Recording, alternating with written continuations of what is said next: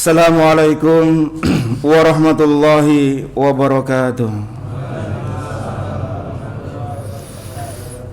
Alhamdulillahilladzi hadana lihadza wa ma kunna linahtadiya laula an hadana Allah. Ashhadu an la ilaha illallah wahdahu la syarika lah wa ashhadu anna Muhammadan abduhu wa rasuluhu la nabiyya wa la rasula ba'dah. Allahumma salli wa sallim ala nabiyyina Muhammadin wa ala alihi wa sahbihi wa man tabi'ahum bi ihsanin ila yaumil qiyamah. Ya ayyuhalladzina amanu taqullaha haqqa tuqatih wa la tamutunna illa wa antum muslimun. Ya ayyuhan nasu taqu rabbakumul ladzi khalaqakum min nafsin wahidah wa khalaqa minha zawjaha wa bassa minhuma rijalan katsiran wa nisaa'a wattaqullaha allazi tasaaluna bihi wal arham innallaha kana 'alaikum raqiba. Ya ayyuhalladzina amanu taqullaha wa qulu qawlan sadida yuslih lakum a'malakum wa yaghfir lakum dhunubakum wa man yuti'illaha wa rasulahu faqad faza fawzan 'azima. Amma ba'du, fa inna asdaqal hadisi kitabullah wa khairul hadi hadi Muhammadin sallallahu alaihi wasallam wa syarrul umuri muhdatsatuha wa kullu muhdatsatin bid'ah wa kullu bid'atin dhalalah wa kullu dhalalatin finnar. Allahumma inna nas'aluka ilman nafi'ah wa rizqan thayyiban wa amalan mutaqabbala. Allahumma anfa'na bima 'allamtana wa 'allimna ma yanfa'una wa zidna ilma. Alhamdulillah, segala puji dan syukur kita hanya milik Allah tabaraka wa ta'ala yang telah memberikan berbagai macam kenikmatan-kenikmatan kepada kita.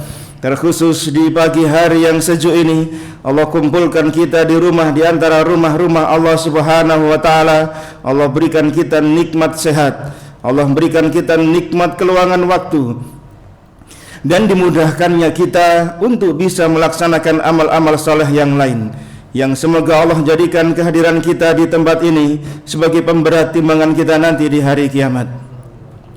Yang kedua, tidak lupa salam serta salawat untuk qudwah kita, Nabi kita yang mulia Rasulullah sallallahu alaihi wasallam, yang semoga tersambung kepada keluarga beliau, para sahabat serta seluruh pengikutnya.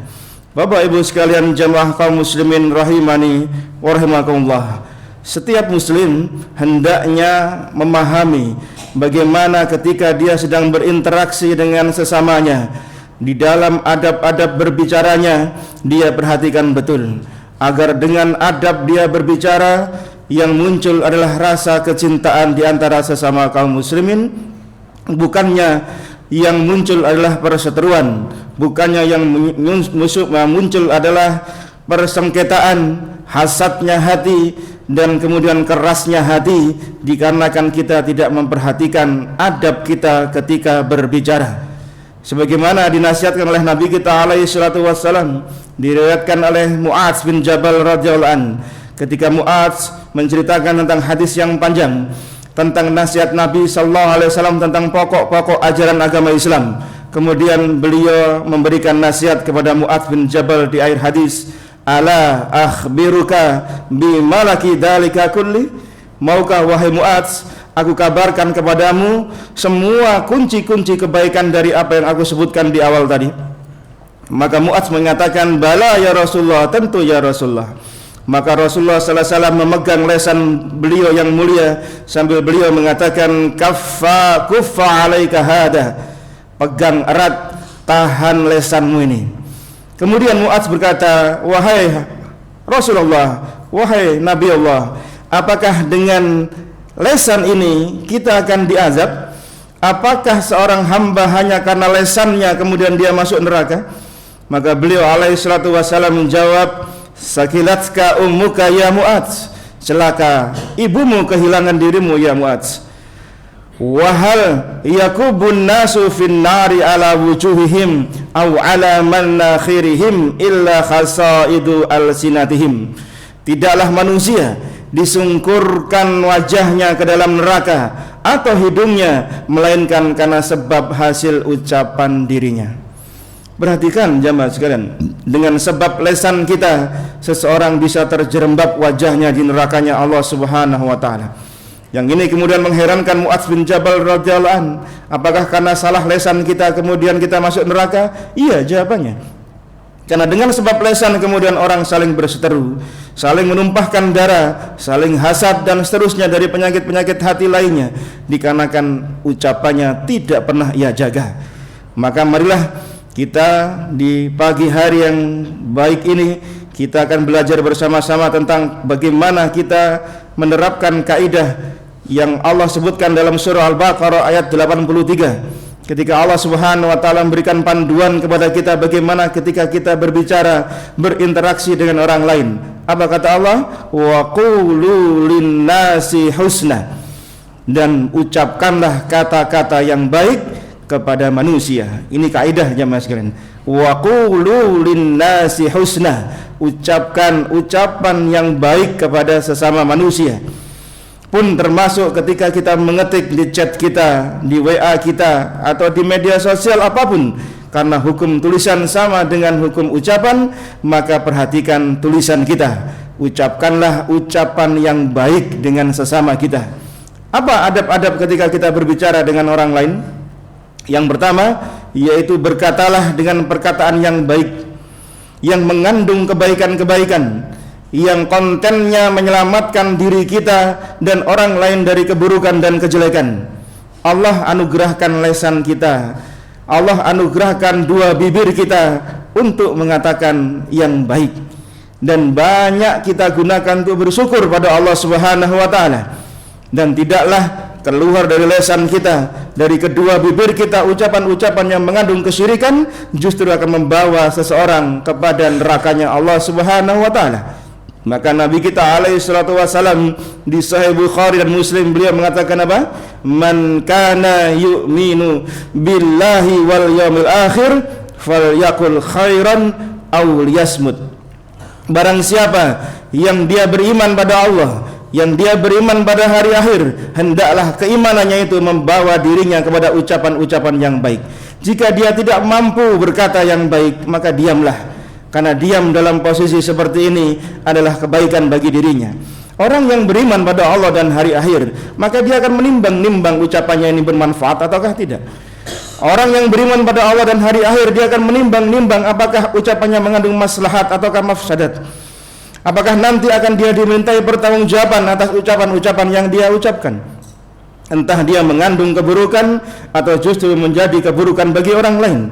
Maka orang yang beriman pada Allah Subhanahu wa taala, dia tahan lesannya, dia berpikir ulang, apakah ucapan yang saya ucapkan mengandung keburukan, menyakiti hati orang, atau kalau tidak mampu berkata yang baik, maka diamlah. Karena sebagaimana kata pepatah, diam itu adalah emas. Maka seperti inilah kondisi seorang hamba. Dari apa kita diam? Dari ghibah, dari menggunjing, dari membicarakan aib-aib orang lain. Mal ghibah, kata Nabi sallallahu alaihi wasallam ketika bertanya pada para sahabat, apakah ghibah itu? Maka sebagaimana kata Allah Subhanahu wa taala, yang kita melarang, yang dilarang untuk membicarakan aib orang lain, maka kata Nabi sallallahu alaihi wasallam di Musnad Imam Ahmad, beliau mengatakan, ya ma'syara man amana bilisanihi wa lam yadkhulil imana qalbah. Wahai sekalian orang-orang yang beriman, yang lesannya telah beriman tapi hatinya belum termasuki imannya.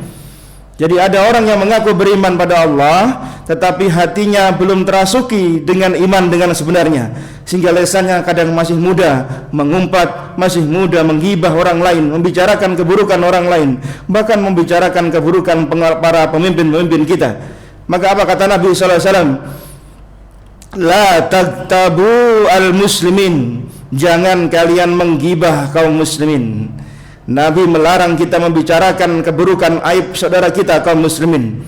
Wala tattabi'u auratihim, jangan kalian cari celah kesalahan orang lain, jangan cari aibnya orang. Apa kata Nabi? Fa innahu manittaba auratihim yattabi'illaha azza wa jal auratih. Barang siapa yang suka mencari-cari salahnya orang lain, karena ketidaksukaan seseorang, apapun yang dilakukan oleh orang tersebut akan dicari celahnya, apa salahnya, entah perbuatannya, entah perkataannya, entah mungkin cara berpakaiannya, dicari celahnya bagaimana orang ini bisa dijatuhkan. Maka barang siapa yang seperti itu, maka Allah akan buka aibnya, Allah akan cari-cari aibnya. Waman yattabi'illahu auratuh yafdahu fi baitih, maka jika Allah telah membuka aibnya, maka Allah akan bongkar aibnya hatta pun dia ada di rumahnya. Walaupun seseorang tidak keluyuran keluar rumah, mungkin lebih banyak berdiam diri di dalam rumah, tapi jika dia suka mencari-cari aib orang lain, maka akan dibongkar oleh Allah Subhanahu wa taala suatu saat. Lihatlah di zaman seperti sekarang ini, mungkin orang banyak berdiam diri di rumahnya, tapi dia asik aktif di media sosial.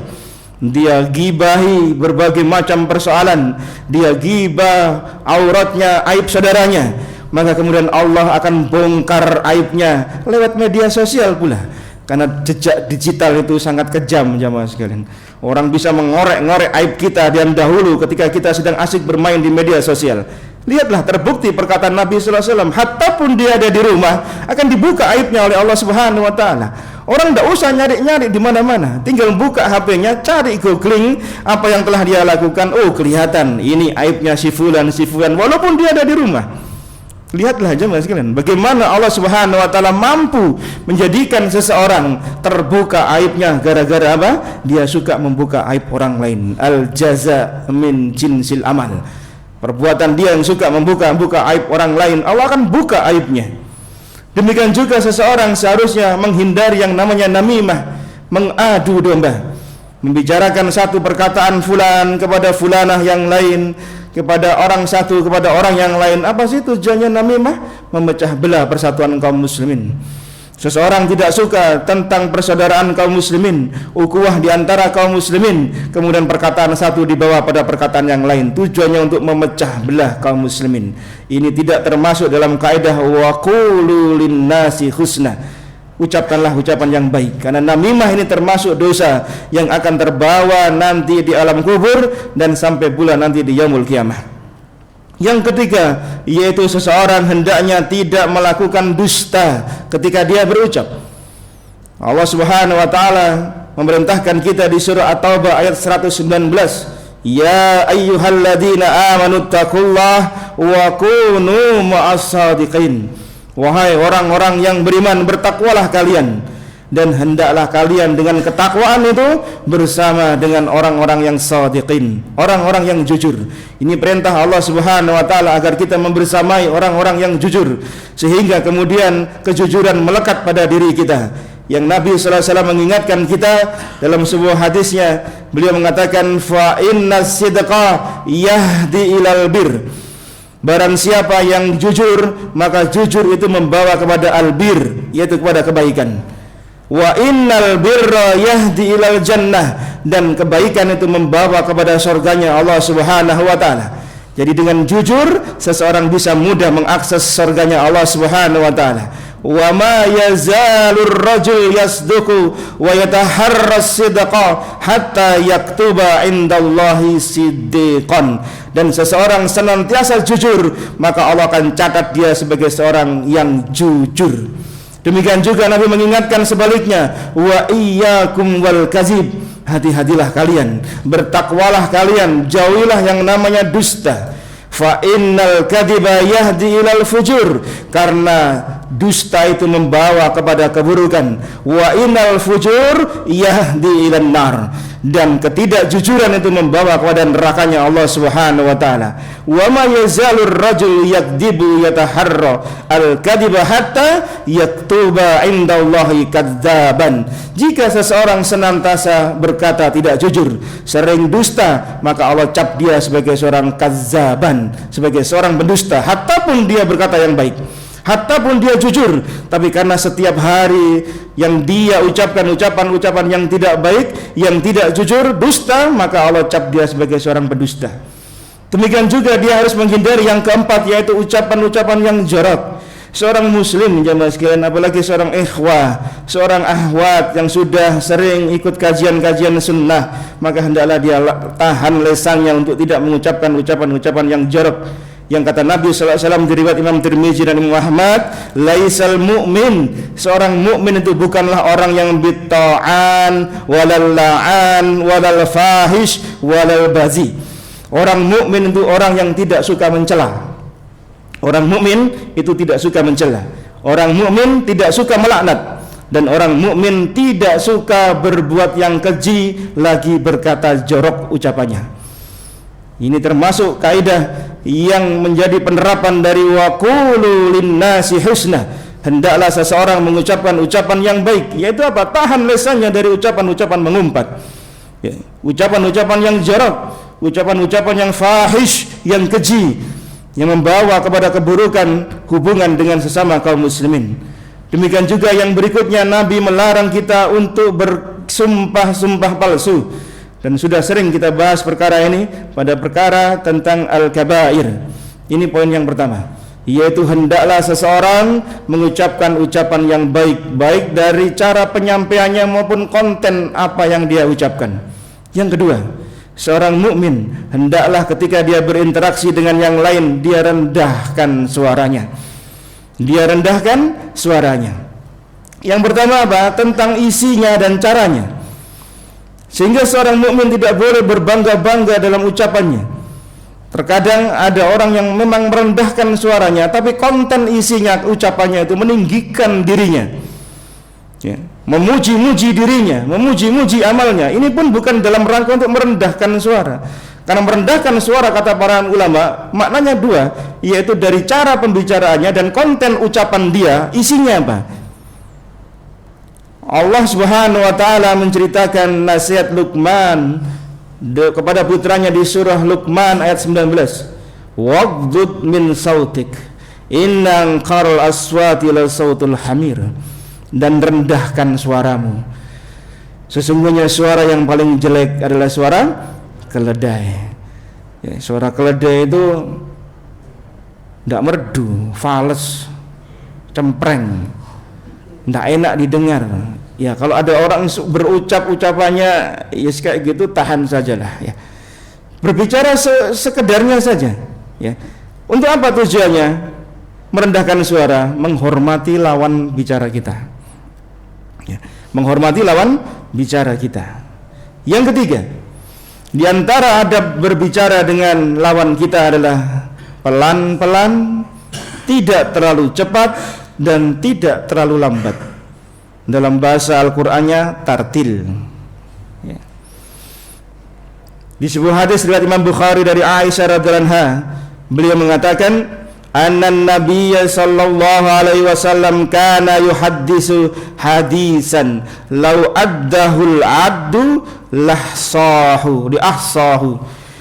Adalah Nabi sallallahu alaihi wasallam, kata ibunda kita Aisyah radhiyallahu anha, andai beliau berbicara dahulu, maka kalian pasti bisa menghitung kalimat kata-kata beliau yang beliau ucapkan. Beliau kalau berbicara itu pelan, ya tidak terlalu cepat, tidak terlalu lambat pula, sehingga para sahabat bisa menghitung kalimat-kalimat beliau. Sehingga kita jumpai para sahabat banyak menghafal hadis kan, ya karena salah satunya karena ucapan beliau ketika beliau berucap itu bisa difahami oleh lawan bicaranya.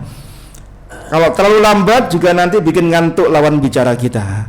Kalau terlalu cepat nanti masih loading otaknya, masih belum nyerna kalimat satu sudah datang kalimat berikutnya. Tadi ngomong apa orang ini, tidak paham saya. Hikmahnya apa?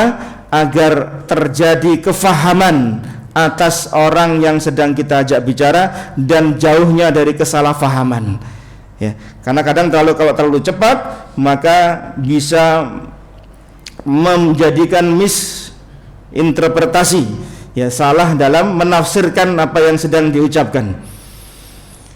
Di riwayat Abu Dawud dengan sanad hasan dari ibunda kita Aisyah pula, beliau mengatakan qalat kana kalamu Rasulillah sallallahu alaihi wasallam kalaman faslan yafhahuhu kullu man sami'ah. Adalah ucapan Nabi sallallahu alaihi wasallam itu tidak menumpuk-numpuk, jadi tidak ndredel kalau ngomong itu. Ya, beliau tersusun bahasanya, ya tidak cepat-cepat dan tidak terlalu lambat, dan setiap orang yang mendengar pasti faham apa pembicaraan beliau. Lihatlah di Sahih Bukhari, hadis yang panjang sekali. Di awal-awal hadis Imam Bukhari membawakan bab tentang wahyu, turunnya wahyu Allah Subhanahu wa taala. Beliau nukil dari perkataan ibunda kita Aisyah radhiyallahu anha. Hadisnya panjang sekali. Itu beliau ceritakan pada Aisyah. Aisyah ceritakan pada sahabat yang lain sampai pada Imam Bukhari rahimahullahu taala. Lihatlah bagaimana Imam Bukhari bisa menukil kembali perkataan ibunda kita Aisyah radhiyallahu anha dengan kalimat yang panjang dari Nabi sallallahu alaihi wasallam. Kalaulah bukan karena Nabi berbicara tidak cepat dan tidak lambat, mungkin akan sulit untuk mencernanya. Ini menunjukkan ya bahwasanya Nabi sallallahu alaihi wasallam Allah berikan jawami'ul kalim, kalimat yang ringkas padat orang faham. Nah, ini termasuk keutamaan Nabi kita alaihi salatu wasallam. Tujuannya apa jemaah sekalian? Agar orang faham dengan apa yang kita bicarakan, ya. Dan berlatih untuk kita mengucapkan yang seperti itu. Kalau pelan sekali, itu bukan menunjukkan kewibawaan seseorang. Kalau orang ngomongnya terlalu lambat gitu, ya, mikirnya suwe. Ngomong satu kalimat mikir lagi, itu kelamaan. Kita sering mengatakan banyak nya ini. Kalau dihitung itu sudah 2 folio sendiri itu. Ya, ini menunjukkan apa? Menunjukkan ketidakfakihan dia dalam berbicara. Kalau terlalu cepat pula bukan menunjukkan kecerdasan seseorang, kata para alim ulama. Jadi pertengahan di antara terlalu cepat dan terlalu lambat. Yang keempat, di antara adab berbicara dengan orang lain adalah insat ketika berbicara. Apa itu insat? Diam, dengarkan, fokus dengan pembicaraan. Jangan memotong pembicaraan orang lain. Itu bukan adab yang baik. Biarkan lawan bicara kita mengatakan apa isi pembicaraannya, kemudian kalau tidak sepakat baru selesai itu dibantah atau disampaikan argumentasi. Jangan dipotong di tengah-tengah. Lihatlah ketika kita melihat debat di televisi yang katanya berkumpul orang-orang pintar, apa yang terjadi? Saling sanggah, saling potong pembicaraan, padahal waktu mereka sudah habis, waktu yang disediakan sudah berlalu atau belum ada waktunya, tapi sering memotong pembicaraan orang lain, padahal mereka orang pintar-pintar.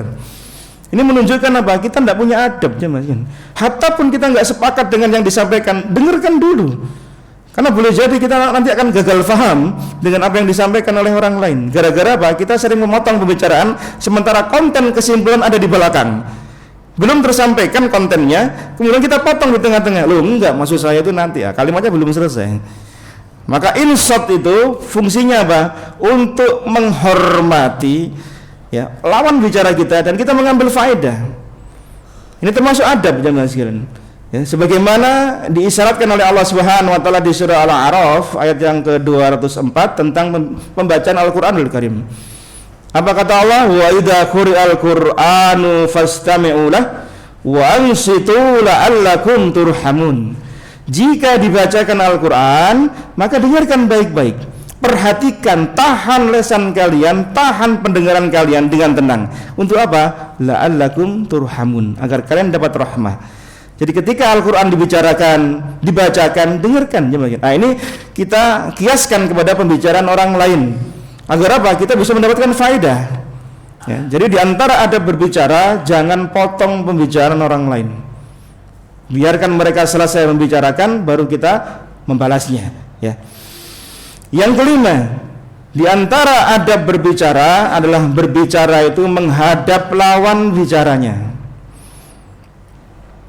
Dan ini termasuk kesempurnaan pribadi Nabi Sallallahu Alaihi Wasallam. Kalau beliau berbicara, beliau menengok, maka beliau itu langsung menengok sak badan-badannya. Jadi kalau beliau dipanggil, ya Rasulullah, maka sebagaimana kita kalau dipanggil, wah Pak, kita kadang nengoknya cuma kepala doang. Tapi Nabi tidak, Nabi itu nengok sak badannya. Untuk apa? Memberi penghormatan pada orang yang memanggil kita. Jadi nggak hanya sekedar cuma nengok, oh iya, enggak. Tapi kalau naik motor ya susah kalau sak badannya. Ya, balik lagi lah. Ya, di depan ada truk soalnya. Ya, itu tidak. Ya, tapi ini sebagai hikmah yang nanti diimplikasikan di kehidupan sehari-hari apa? Kalau sedang berbicara, lawan bicara kita dihadapi. Kadang lawan bicara kita ini nunduk, sepertinya khusyuk, khudu gitu ya. Ternyata apa? HP-an, main game.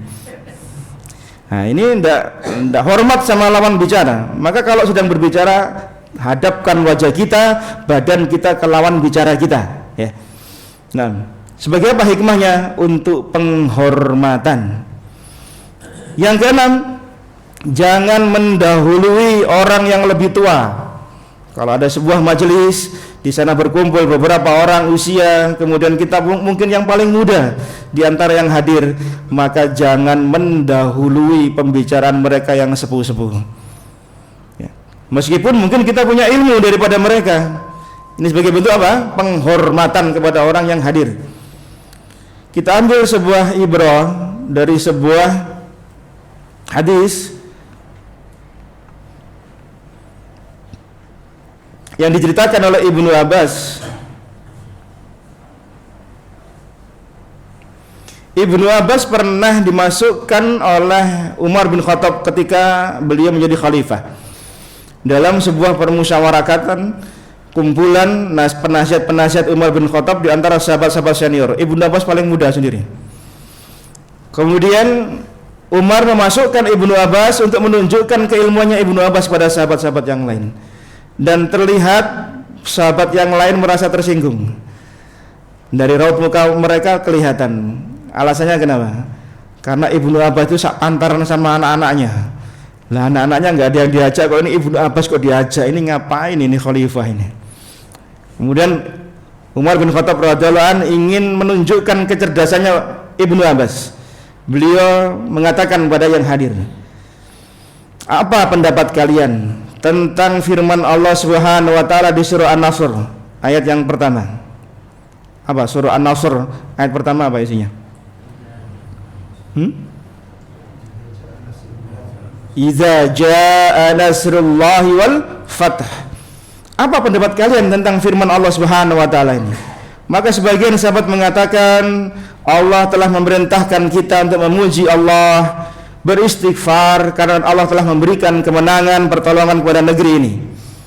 Kemudian sahabat yang lain mengucapkan pendapat-pendapat yang lain, sebagian diam.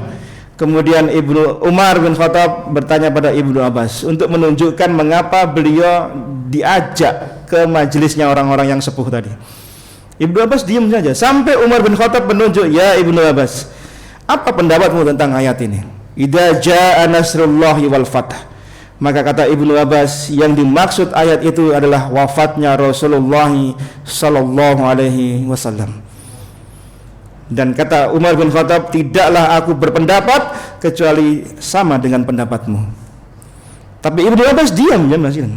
Beliau tidak menyangkal perkataan orang-orang yang sepuh karena beliau lebih paham dah. Demikian juga anaknya Umar bin Khattab radhiyallahu anhu, Ibnu Umar, di masa Rasulullah sallallahu alaihi wasallam pernah ikut bersama rombongan ayahnya Abu Bakar, Umar, Utsman dan sahabat-sahabat besar yang lainnya. Beliau paling kecil. Nabi berkata, ada permisalan pohon bagi seorang mukmin. Pohon apakah itu? Apa? Pohon apa? Pohon kurma. Ibnu Umar tahu jawabannya, tapi beliau diam karena dilihat dia paling kecil. Untuk bapaknya, ada teman bapaknya, senior-senior semua, beliau diam gitu.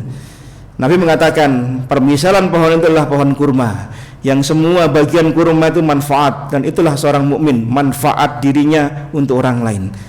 Apa faedahnya? Yang pertama, seorang mukmin hendaklah memberi manfaat untuk orang lain. Karena sebagaimana pohon kurma yang bermanfaat dari ujungnya atas sampai bawah, maka orang mukmin pun juga harus demikian. Dia harus memberi manfaat pada orang lain. Dan sebaik-baik orang yang dicintai oleh Allah, orang yang paling banyak memberi manfaat pada orang lain. Jangan yang sering memanfaatkan orang lain. Nah, ini perlu digarisbawahi ini ya. Memberi manfaat bukan manfaatin orang lain, manfaat jabatan, manfaat ini enggak aja Mas kan. Jangan suka nyari manfaat untuk orang lain. Kalau kemudian kita masih bisa memberi manfaat untuk orang lain, beri manfaat untuk orang lain. Jadilah orang yang tawadhu, sebagaimana kisahnya Sa'id bin Zaid radhiyallahu anhu. Ada yang tahu Sa'id bin Zaid siapa? Sa'id bin Zaid, bukan Zaid bin Sabit, Sa'id bin Zaid radhiyallahu anhu. Siapa? Ya jelas sahabat Nabi ini ya. Ini jelas sahabat ini, bukan sahabat kita ini ya. Siapa? Satu di antara 10 orang yang mubasysyirah fil jannah, yang dijamin masuk surga. Lebih spesifik lagi siapa? Lebih spesifik lagi? Sepupunya? Ya, teng tong, salah. Salah. Bukan sepupunya Umar. Iparnya Umar bin Khattab radhiyallahu an. Karena istrinya Sa'id itu Fatimah, adiknya Umar bin Khattab radhiyallahu an. Fatimah binti Al-Khattab itu adiknya Umar. Masuk Islam sebelum Umar bin Khattab masuk Islam. Jadi termasuk as-sabiqunal awalun, di usia 17 tahun menikahi Fatimah, masuk Islam kedua-duanya. Ketika Umar bin Khattab menjadi Khalifah Ar-Rasyid, Umar pernah bikin surat edaran kepada para gubernurnya di seluruh penjuru negeri kaum muslimin. Apa edarannya? Barang siapa yang tidak bisa berhaji, silakan datang ke Baitul Mal, ambil jatahnya daftar haji. Umar bin Khattab pernah bikin edaran ke negeri-negerinya ya, agar yang rakyatnya yang tidak bisa haji datang ke Baitul Mal, daftar minta jatah ke Baitul Mal, suruh berangkat haji. Kira-kira Pak, kalau itu terjadi di zaman sekarang, kira-kira ini yang apa yang terjadi? Ngantri tiap hari itu ya, ngantri ke mana? Baitul Mal kita di mana ini? Ya itu, ngantri tiap hari. Kenapa? Pengen haji soalnya. Tapi lihat para sahabat dahulu yang ngambil jatah itu bisa dihitung sama jari. Mereka justru senang kalau berangkat haji dengan harta mereka sendiri. Pun termasuk Sa'id bin Zaid radhiyallahu an. Beliau tidak menjadikan kata BLC iparnya Khalifah Ar-Rasyid kemudian jatahku mana? Kan iparnya presiden saya. Tidak, Sa'id bin Zaid justru menutup diri. Tidak banyak orang tahu kalau dirinya adalah iparnya Khalifah Ar-Rasyid Umar bin Khattab radhiyallahu anhu. Beliau tidak gunakan nama besarnya Umar untuk mendongkrak popularitas dirinya, untuk menjadikan penyelesaian permasalahan ketika dia sedang bersengketa tanah dengan seorang wanita yang dia dituduh mengambil tanah wanita tersebut. Sa'id tidak menggunakan kekuasaan Umar bin Khattab, saya ini anak iparnya presiden. Tidak. Beliau berdoa pada Allah Subhanahu wa taala, ya Allah, kalau engkau memang benar, kalau wanita itu memang benar, aku mengambil tanahnya, maka apa? Maka wafatkan dia dalam keadaan buta dan wafatkan dia di atas tanah yang dia ambil. Dan dalam riwayat itu si wanita ini 1 bulan kemudian buta, kemudian jalan tertatih-tatih masuk ke sumur di tanah yang dia klaim tanahnya Sa'id bin Zaid yang diambil. Jadi Sa'id bin Zaid termasuk salah satu sahabat yang doanya mustajabah selain Sa'ad bin Abi Waqqas radhiyallahu anhu. Ini contoh konkret bagaimana para sahabat dahulu itu sering menutup diri dari ketenaran, tidak pansos ya, tidak sering naikkan papan sosialnya, enggak, justru mereka menutup diri. Nah, ini termasuk Umar bin Khattab radhiyallahu anhu ketika putranya Ibnu Umar mengetahui jawaban bahwasanya Rasulullah memberikan contoh pohon itulah pohon kurma, dia diam. Karena dia merasa paling kecil saat itu untuk menghormati yang sepuh-sepuh. Setelah pulang dari majelis itu, dia berkata pada ayahnya, ya ayah, wahai Umar, aku tahu jawaban Rasulullah SAW, itu jawabannya pohon kurma. Lah kenapa kamu tidak bilang tadi? Ini contoh kalau orang tua ya anaknya kan juga pengen tampil juga ya, kayak kita ini loh. Ya, anak kita pengen ayo maju. Kalau anak kita punya kapabilitas ya tidak masalah. Kadang anak kita dimaju-maju karena belum cukup umur, kemudian dinaikkan umurnya biar jadi sesuatu. Nah ini kan tidak benar. Ya, jangan dibawa kemana-mana perkataan saya loh ya. Ayo, jangan ditafsirkan macam-macam loh ya. Yes, dalam hati aja, udah.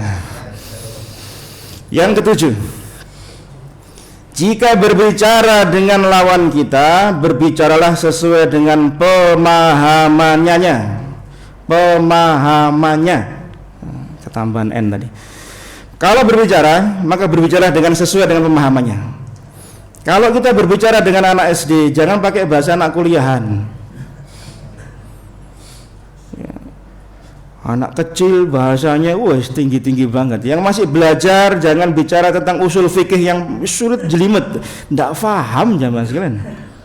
Kita ambil ibrah dari perkataan Ali bin Abi Thalib di Sahih Bukhari. Beliau mengatakan apa?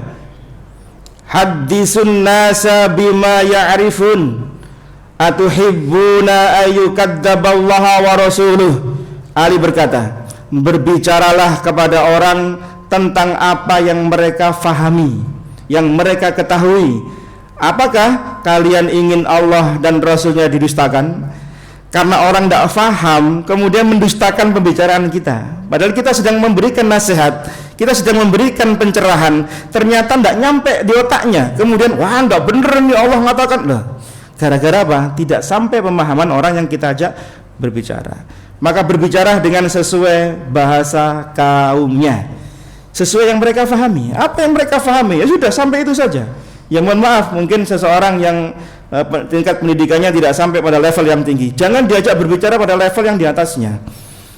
Nanti apa? Gagal faham. Ya, sudah gagal faham kemudian mendustakan pembicaraan kita, apalagi yang didustakan Allah dan Rasulnya. Ini berbahaya. Ya, maka berbicaralah sesuai dengan pemahaman mereka. Yang kedelapan, berbicaralah dengan lembut, berbicaralah dengan tenang, dan berbicaralah dengan ucapan yang baik. Karena Allah Subhanahu wa taala, kata Nabi sallallahu alaihi wasallam di riwayat Imam Tirmizi, Allah sediakan rumah kamar di surga khusus bagi orang yang suka berkata lembut ketika sedang berbicara.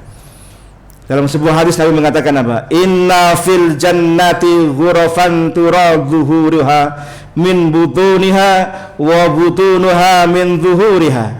Allah sediakan kamar khusus di surga yang indah sekali. Faqama a'rabiyun faqala, seorang Arab Badui bertanya, liman hiya ya Rasulullah? Kamar itu untuk siapa ya Rasulullah? Lihat perkataan Nabi sallallahu alaihi wasallam, liman atabal kalam, untuk orang yang lembut dalam berbicara. Wa ad'amat ta'am, untuk orang yang suka memberi makan orang lain, suka neraktir bukan suka minta ditraktir. Ya, spirit kita itu tanggal 6, ayo makan-makan rek. Nah, jangan tanggal 6 kapan makan-makan. Ya, spirit kita ngajak orang makan bukan minta ditraktir. Nah, saya tunggu traktirannya. Wa sallallahu billaili wan nasu niyam, dan orang yang sholat malam ketika orang pada tidur. Ada 3 amalan yang kita akan mendapatkan kamar khusus di surga nanti, yaitu suka berkata lembut dalam berbicara, suka ngasih makan orang, dan suka sholat malam ketika orang pada tidur. Yang ke-9, jika berbicara ucapkanlah sebelumnya dengan ucapan salam. Jadi sebelum pembicaraan salam dulu, assalamualaikum Pak. Apalagi kalau WA. Ini terjadi perdebatan di kalangan para penuntut ilmu, apakah ketika WA itu harus dimulai dengan ucapan salam ataukah dimulai dengan ucapan basmalah. Saya lebih cenderung pada pendapat yang pakai assalamualaikum, karena WA itu sama kayak kita sedang berbicara, kecuali khabar, kecuali pengumuman, ya, iklan, pengumuman, ya, bismillahirrahmanirrahim, assalamualaikum, itu pemberitahuan. Tapi kalau sedang chattingan WA itu kan seperti kita sedang berbicara. Maka ucapan pertama ketika berbicara apa? Salam. Sebagaimana kata Nabi sallallahu alaihi wasallam di Imam At-Tabarani, "Man bada'a bil kalami qabla salam fala tujibu." Kata Nabi, siapa yang memulai pembicaraan itu sebelum salam, jadi dia ngomong dulu enggak salam gitu. Maka kata Nabi sallallahu alaihi wasallam, jangan kalian jawab. Jadi hikmahnya apa? Salam dulu baru berbicara. Nah, termasuk ketika chattingan pula. Kan sama dengan telepon tadi. Assalamualaikum. Wah, apa Mas? Ustadz bisa minta tolong enggak Ustadz? Ini subuh tadi Ustadznya sedang ada uzur. Tadi sudah telepon, saya lihat ternyata ada 4-5 telepon tadi. Ya alhamdulillah saya sempat buka HP, karena biasanya kalau subuh sudah repot dengan rumah jadi enggak buka tadi. Ya, alhamdulillah qadarullah saya buka HP kok nyala HP saya pikir dibuat mainan anak saya. Dari semalam kok tak tahu nyala gitu ya. Ternyata Mas Heri. Saya pikir kangen apa sama saya ini subuh-subuh nelpon. Ya alhamdulillah saya sedang kosong jadwal. Nah, ya jadi salam jamaah sekalian. Sebelum memulai pembicaraan salam dulu. Ini adab, ya adab. Yang ke-10, jika sedang berbicara dan itu rahasia, maka jaga rahasianya. Apa cirinya kalau pembicaraan itu rahasia? Pak, ini rahasia loh ya, cuma sampean tok sing ngerti. Terus ngomong lagi sama saya, ini rahasia loh Pak, sampean tok sing ngerti. Sak kampung, sak perumahan, Sukasri, sini rahasia tok. Ini namanya rahasia umum, semua orang pada tahu. Lihat kata Nabi sallallahu alaihi wasallam, ciri kalau itu rahasia, selain kalimat rahasia ya. Di riwayat Imam Tirmizi Nabi mengatakan apa? Idza haddasar rajul al hadisa summa altafata fahiya amanah. Jika seseorang datang padamu berbicara, terus dia tengok kanan, tengok kiri, lihat sekeliling, hati-hati. Itu bukan mau pinjam 100 dong, enggak gitu ya. Itu tandanya rahasia, maka amanah jaga. Jadi kalau gelagat dia itu ngomong kok lihat kanan lihat kiri, berarti itu akan yang diomongkan rahasia. Nah, tugas kita, kewajiban kita jaga pembicaraan dia jangan keluar. Jangan jadi ember bocor. Ya, nyebar sana sini. Kecuali dia cerita sama orang lain, ya itu urusan dia. Tapi kita berkewajiban menjaga apa yang dia ucapkan. Kan itu rahasia kita. Ya, ini amanah. Karena bentuk seorang mukmin adalah menjaga rahasia seorang mukmin yang lain. Yang ke-11, tidak debat kusir, tidak jidal, tidak suka gontok-gontokan. Kita berilmu ini jamaah sekalian, mencari ilmu bukan untuk menang-menangan, menang debat, enggak. Kita berilmu ini menuntut ilmu untuk diamalkan, bukan untuk menang-menang debatan, bukan untuk kalah-kalahan dalil, enggak. Kita untuk diamalkan, gitu aja. Ya. Kalau kemudian lawan bicara kita ternyata menyangga, baru kita sampaikan dalil. Ya, lihat kata Nabi sallallahu alaihi wasallam di riwayat Abu Dawud, ana za'imun bi baitin fi rabadil jannah.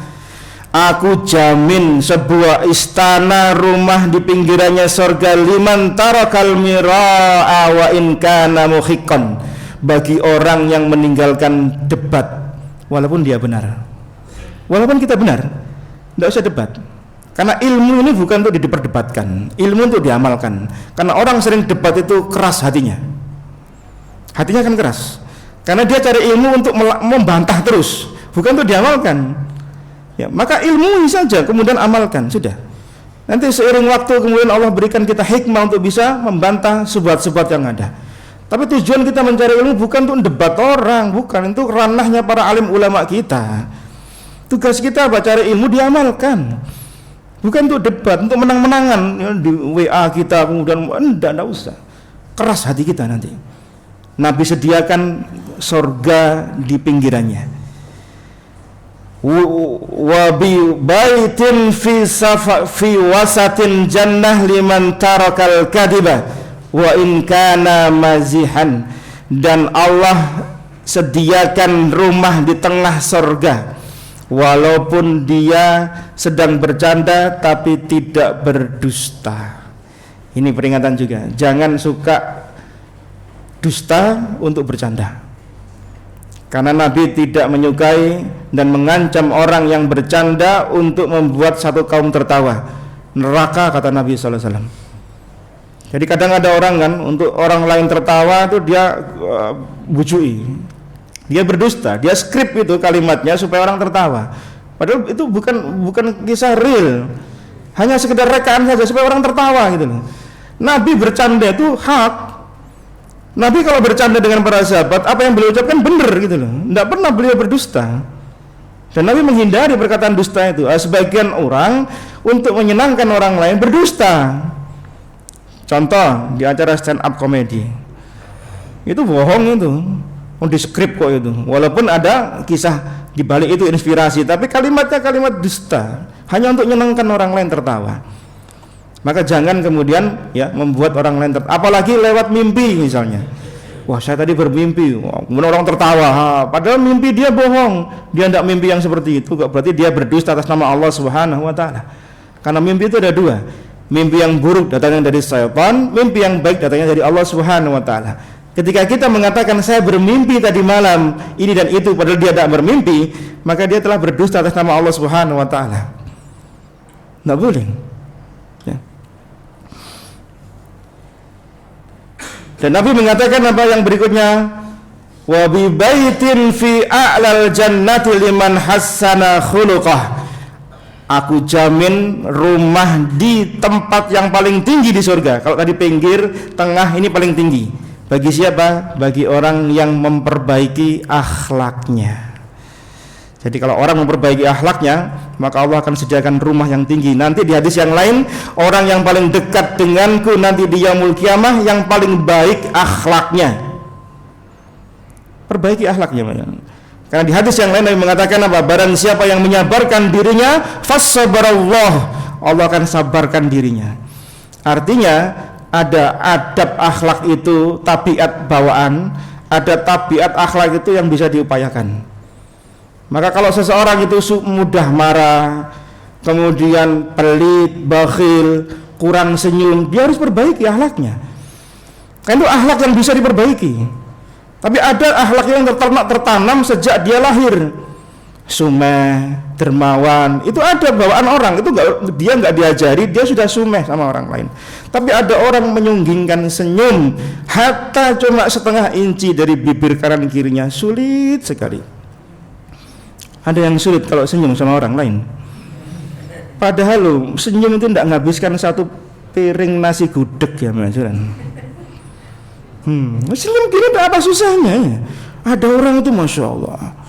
Maka apa kata Nabi Sallallahu Alaihi Wasallam? Jangan kalian meremehkan sekecil apapun sebuah kebaikan, hatta kalian bertemu dengan saudara kalian dengan wajah berseri-seri. Wajah berseri-seri itu kadang-kadang susah untuk diwujudkan, diaplikasikan dalam wajah kita. Kenapa? Hatinya ini sumpek soalnya. Tanggungan akeh, cicilan mari ngono teko kabeh. Turun bayar SPP, utang akeh gitu ya. Wajah mau senyum-senyum itu susah gitu loh. Karena bukan tabiat dia, tapi dia berupaya untuk mentabiatkan dirinya menjadi orang yang sumeh. Allah berikan dia sumeh, murah senyum.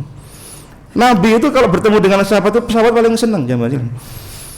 Di rumah sumpek gitu ya, ketemu Nabi ya senang hatinya.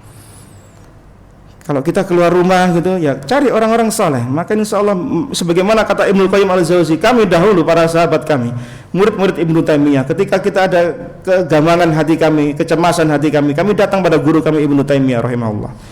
Kemudian kami dengarkan petuah-petuah beliau, kami lihat wajah beliau, hilanglah kegundahan kami, ceria kembali. Kenapa? Lihat wajahnya orang saleh. Nah, jangan Pak Soleh yang dilihat maksudnya. Ojo ndelok wajah Pak Soleh terus ya. Ya, jadi berbicara jemaah sekalian ya dengan wajah yang tersenyum. Nah, yang terakhir di antara adab berbicara adalah sudah kita sampaikan tadi ya, tidak boleh bercanda ya. Tidak boleh bercanda. Yang berikutnya yang terakhir, tidak berbicara berduaan sementara meninggalkan orang yang ketiga. Ada orang ketiga, tiga orang ngobrol cuma si A sama si B dok, sing C dicuekin. Nah, ini tidak boleh. Karena akan bisa menyakiti hatinya. Bagaimana kalau ada orang empat? Ya, orang ketiga ngobrol, orang keempat dibiarin, itu termasuk pula. Jadi bilangan itu tidak dihitung jumlahnya, cuma karena ada orang yang ditinggalkan, maka ini tidak boleh. Bagaimana kalau orang banyak, kita berdua, kemudian yang lain ngomong sendiri, ya ini tidak masalah. Satu kumpulan gini ya, di ruangan ngobrol berdua, bertiga, tidak masalah. Tapi yang jadi masalah di hadis ini adalah orang yang berbicara ada tiga orang, toh, kemudian yang satu nggak diajak, dicuekin, ini tidak boleh. Ya. Jangan yang satu itu jadi obat nyamuk. Ya, kasihan nanti jadi obat nyamuk dia. Nah, ini beberapa adab yang mudah-mudahan bisa kita aplikasikan dalam kehidupan kita sehari-hari agar lisan yang Allah berikan nikmat kepada kita ini bisa membawa kebaikan fid dunya wal akhirah. Allah jauhkan kita dari perkara-perkara yang bisa mengundang murkanya Allah Subhanahu wa taala, karena sebab lisan kita terkadang kita lost control, yang tidak bisa mengontrol pembicaraan kita, hingga kemudian timbul perseteruan, ya, timbul cekcok, timbul sakit hati, permusuhan karena lisan yang sedang berbicara tidak sedang terkontrol. Demikian yang bisa kami sampaikan sebagai badal dari Al-Ustadz Nabil Bahmid, yang semoga Allah berikan kesehatan pada beliau. Semoga bermanfaat apa yang kita sampaikan. Ada yang bertanya? Tidak ada? Baik. Kalau tidak ada yang bertanya, saya mohon maaf jika ada yang tidak berkenan. Semoga Allah Tabarak wa Ta'ala meluruskan niat kita dalam mencari ilmu. Allah berikan kita keistiqomahan. Allah anugerahkan keluarga kita keluarga yang sakinah, mawaddah, warahmah. Allah anugerahkan anak-anak kita menjadi anak-anak yang saleh dan salehah. Allah berikan kita ampunan dosa, dosa kedua orang tua kita, dosa seluruh kaum muslimin. Semoga Allah luaskan rizki kita dengan rizki yang halal dan thayyiban mubarak. Semoga Allah wafatkan kita di atas husnul khatimah dan kumpulkan kita semua di jannahnya Allah Subhanahu wa taala. Barakallahu fikum, jazakumullahu khair. Kita akhiri doa kafaratul majlis. Subhanakallahumma bihamdika asyhadu an la ilaha illa anta astaghfiruka wa atubu ilaik. Wa sallallahu ala nabiyyina Muhammadin walhamdulillahi rabbil alamin. Assalamualaikum warahmatullahi wabarakatuh.